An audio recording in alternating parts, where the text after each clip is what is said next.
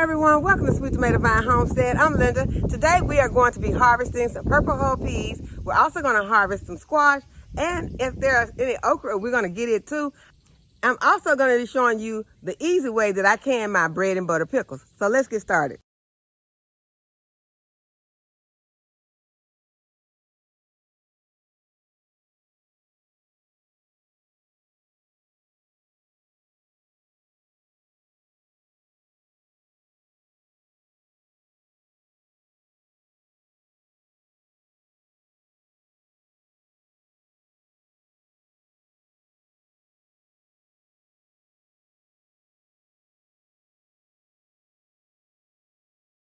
Okay, y'all, I got some purple hull peas and I got one Armenian cucumber. And so that is the first Armenian cucumber I've harvested this season, so I'm excited about that. Now let's go to the East Garden and see if we have any squash and okra. Okay, y'all, on first glance, I can see that I already done let the okra got too big. Can y'all see it?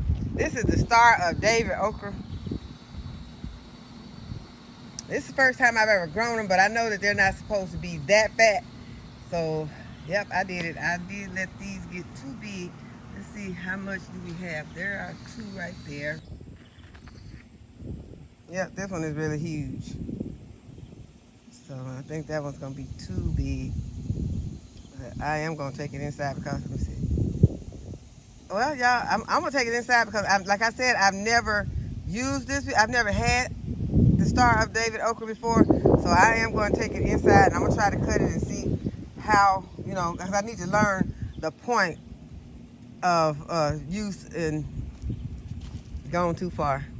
But yeah, I did not come out here yesterday because you remember in my previous video, it was so hot and I had harvested a lot and I never made it over here to this garden.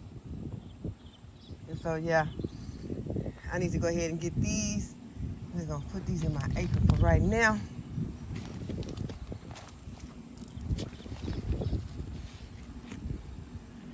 So what I'll probably do with these is just cut them up because these came off real easy. And so I'll probably just cut these up, and this feels tender. I'll cut it up and cook it with these peas. And so they'll have a long time to, you know, give them let them boil for a while with the peas.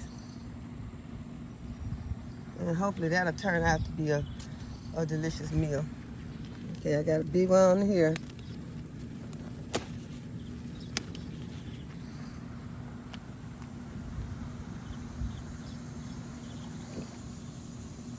Okay, and these are the Star of David okra.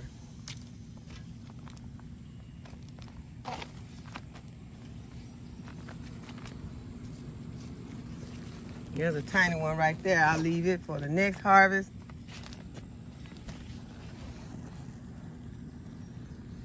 Another big one right here.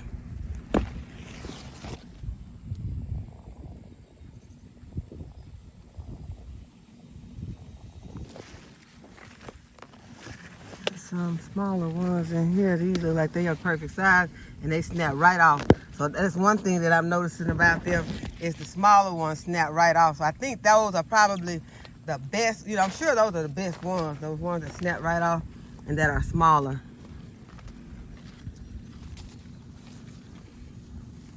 So y'all, don't beat yourself up sometimes if you just can't get out.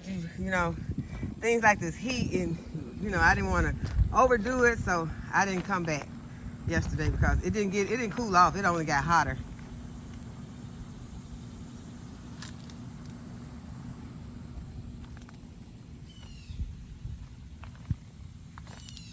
Okay, so those are that's all of the okra in this garden. Now let's check on the squash. And y'all, I still got that big cush-off squash over there that I need to harvest.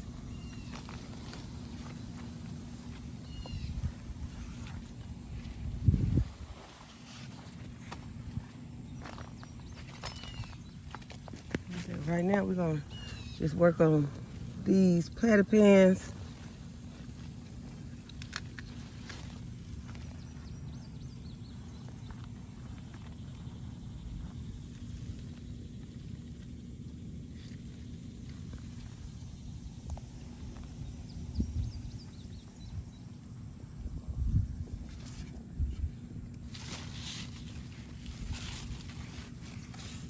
Y'all, these squash plants still look really good.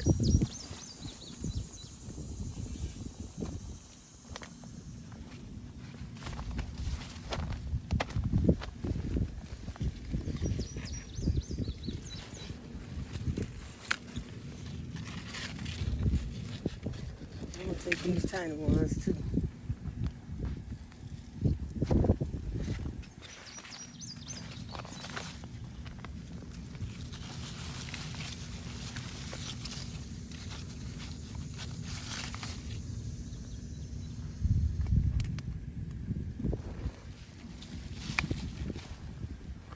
I'm taking everything I see right now because I don't want to leave and everything's all overgrown tomorrow.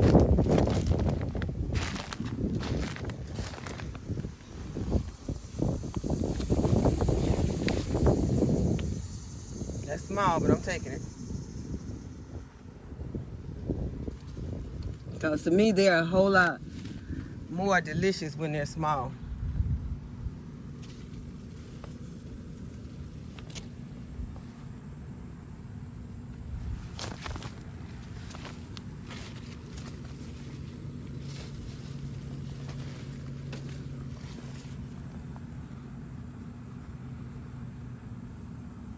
There's a cushaw squash right there.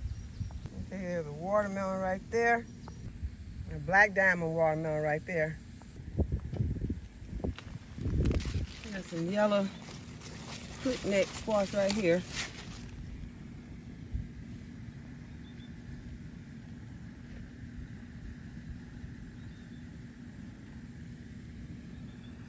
Yellow crookneck. This one's almost too old. This one's almost too big. Once they start getting those bumps on them like that, I don't like them because they start getting tough. We're going to try this one and see if we can. We're going to try to see if we can use this one.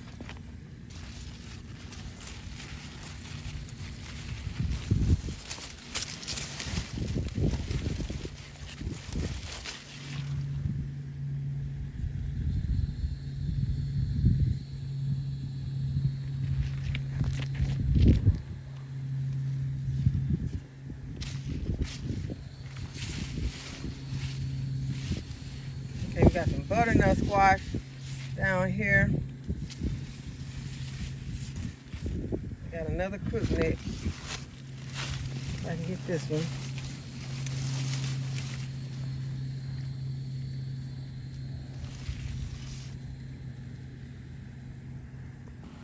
Okay, we got more melons. Right, there's another melon right there. And there's a melon right there.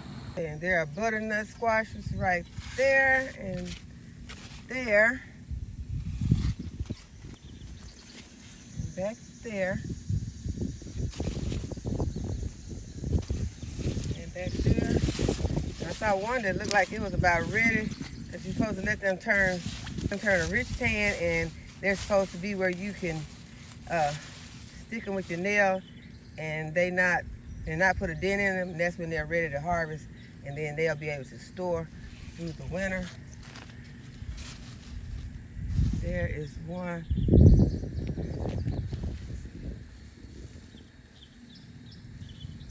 And there's one right there.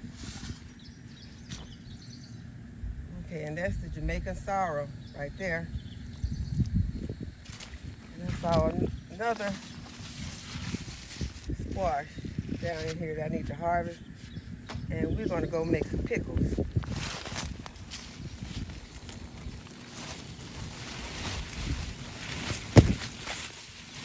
Okay, this one's want to wrestle with me, the big one.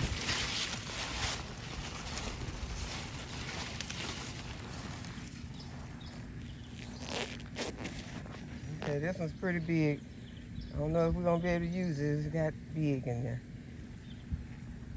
So there's a difference between the winter squash and the summer squash. Summer squash, you need to go ahead and harvest them and either freeze them or eat them. But those winter squash, although they're grown in the summer, like those butternut squash, you take those and store them through the winter without freezing them or canning them.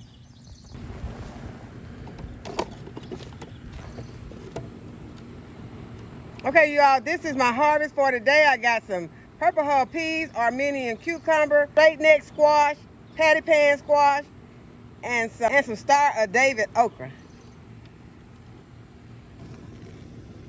We're gonna make some pickles with the cucumbers I harvested in the last video. I got my cucumbers in the sink with a little white vinegar and some water. Okay, I got my jars, sterilizing with some water and a little white vinegar. Okay, I have my lids right here, and they're gonna be in some warm water, getting ready to go on my jars. You should not reuse your lids for canning. You can reuse them for other things if you're just storing something, but for canning, you should use new lids. My other canning tools out. This is my jar lifter. This is my debubbler and my headspace measurer. And this is my lid lifter. This is my magnetic lid lifter. And what I'm going to be using today to make my pickles, these are some sweet pickles, and they are called bread and butter pickles. And I'm using Mrs. Wages. And this is a very quick and easy way to do your pickles. You don't have to worry about measuring your spices. They are already measured for you. You can get this in dill pickles, bread and butter pickles. You can get pasta sauce, salsa, and it makes a very good product. To this one, you'll just be adding vinegar and sugar. You want to make sure that you are using a vinegar that has a 5% acidity. Anything less will not work for canning. This recipe calls for a white vinegar. I already have my sugar, my vinegar, and my pickle mix in my pot, and I'm just simmering it until it gets hot. I'll be putting my sliced cucumbers in the jars and ladling this mix in over them. When you get ready to cut your cucumbers and put them in your jar, you want to get and remove that blossom end. And the blossom end is the end opposite to the stem end. This is where the cucumber came off of the stem. This end is okay to keep, but this blossom end, you need to go ahead and remove it because it contains some enzyme that can cause your pickles to become soggy. You don't have to do this, but it is recommended that you do that.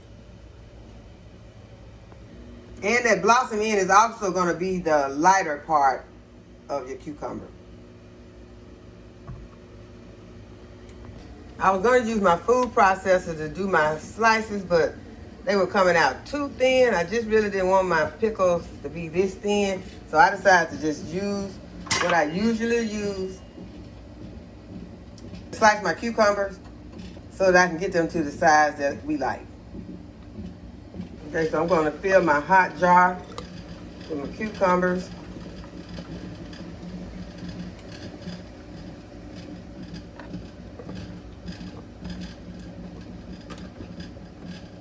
Go ahead and put these two thin ones in here. They're too thin, but they're going in.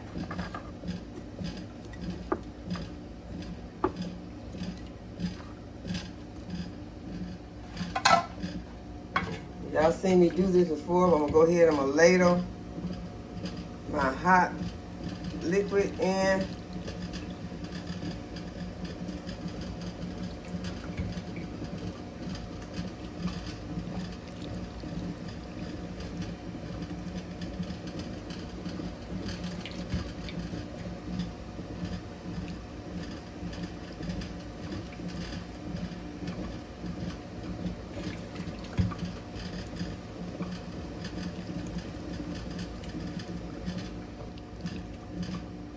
And my jar is hot.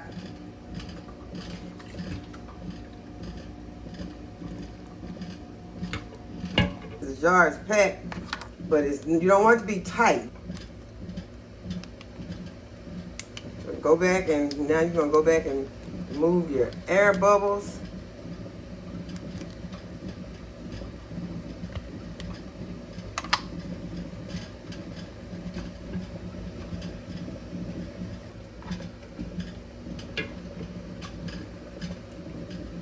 And you're going to leave 1/2 inch headspace.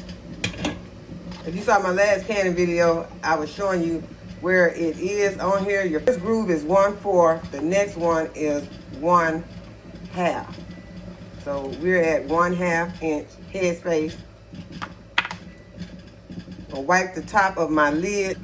Make sure you have some white vinegar handy to wipe the top of your lid at all times, but especially when you have products that you have some sugar in. You don't want that sticky residue on top of your jar to prevent your lid from sealing. And now just go ahead and put your lid and your rim on. So I'm gonna go ahead and get the rest of them done. Y'all be sure to check the rim of your jars to make sure there are no chips or cracks.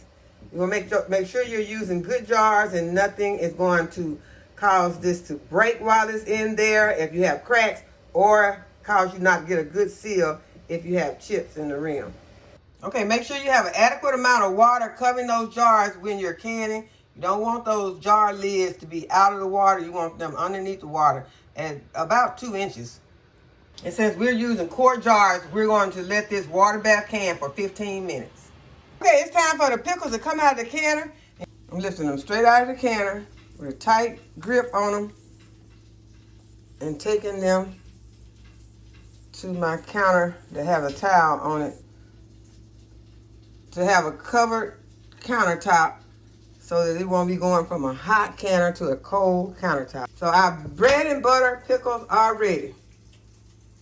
You have got through with your canning project, you want to remove the rims from your jars, and that's going to ensure that you have a true seal and that your rim is not just holding your lid down, because that way you make sure that you're going to be able to store your products properly. At that time, you can go ahead and wipe your jars down and store them on your pantry shelf. Okay, I just wanted to come back out and take a look at the air layer that I did on this golden delicious apple tree, and everything seems to be still intact. My foil is still where I put it, so I'm excited about it, and we'll check back on it later. And I hope that y'all have enjoyed this video today and that you'll give it a thumbs up and subscribe to my channel, and go ahead and hit the notification bell to be notified when I upload a new video. And as always, thanks for watching. I'll see you in the next video. Bye-bye.